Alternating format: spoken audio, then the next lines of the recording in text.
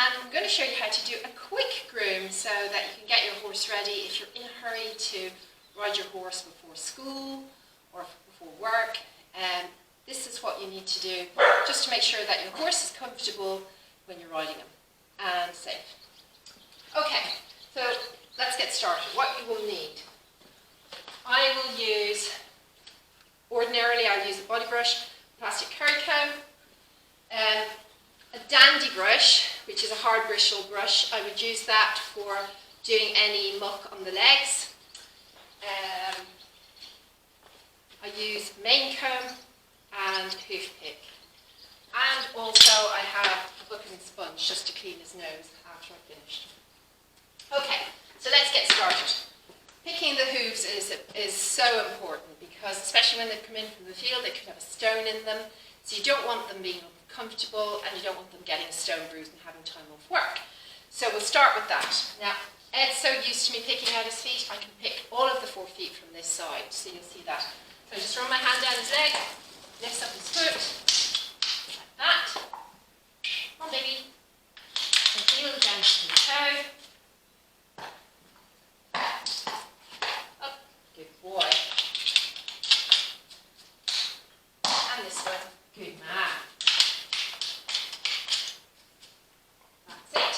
So there's his 4 feet. Next, I will usually take my dandy brush. He's not too dirty today. But next, I will usually take my dandy brush and I will go over his legs with the dandy, taking any rough muck off his legs. Okay. I don't use it too much on his body. Now he's an Irish sport horse, plenty of draft in him, so he's not too ticklish, but you'll probably find with the dandy it'll only be good for very heavy muck on your horse, and usually not something to use on a thin-skinned animal. They'll really not like it. Okay, so I'll use this on the legs.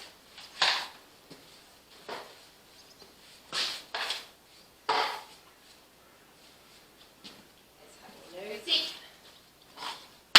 Just move them over a little bit. That's it, good boy. And then I'll do the legs on this side.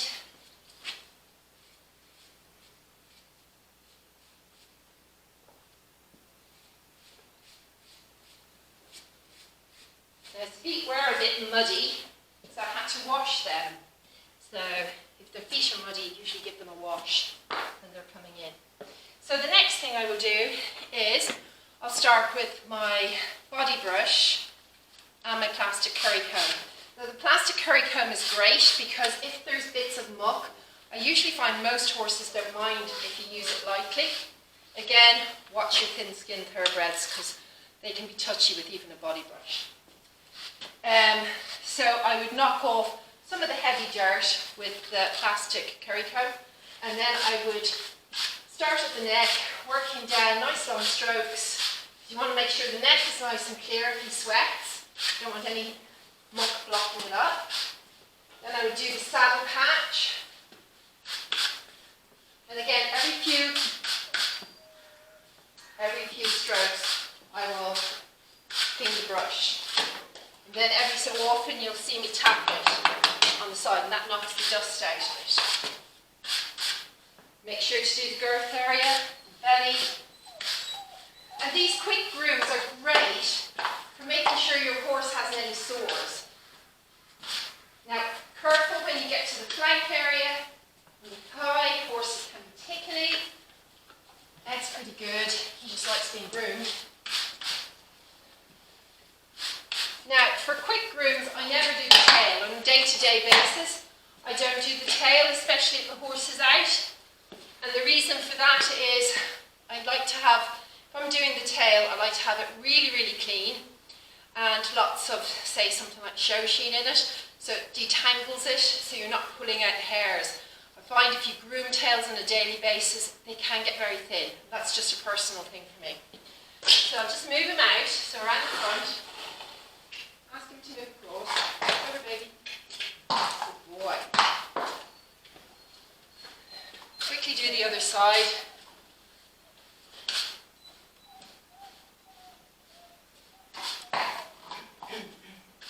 And again, attention, over baby,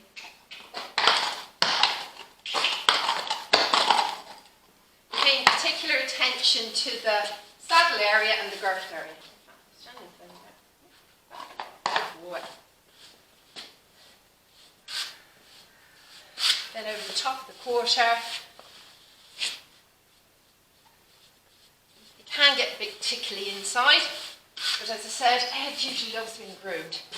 Any form of attention is good for him.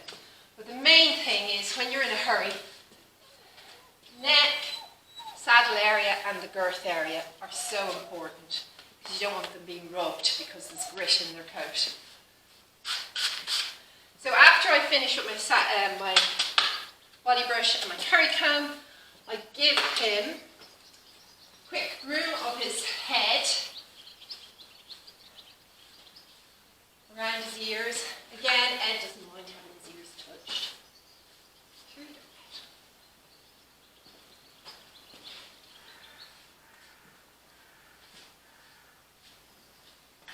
He's pretty clean actually, he's not too bad today at all.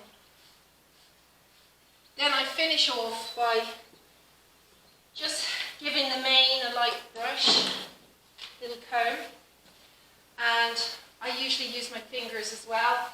You can see he's quite thin here, he got rubbed.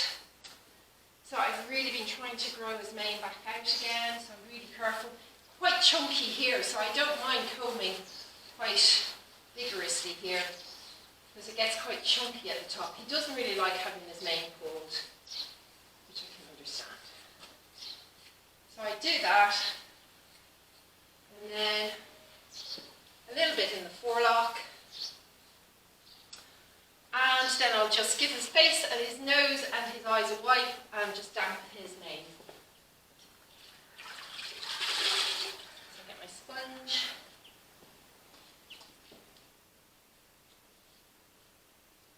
I like to keep his nose nice and as white as possible. He's had a bit of time off in the field and he does get a little bit of sunburn, which is very unusual at this time of year, even with his sunscreen on, but there you go.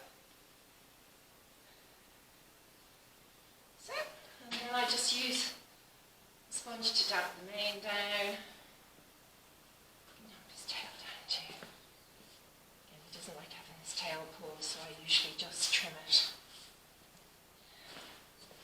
So that's it. We'll move him back around so you can see. Over, baby. Good boy. Good boy. So I think he looks quite smart. It didn't take us that long.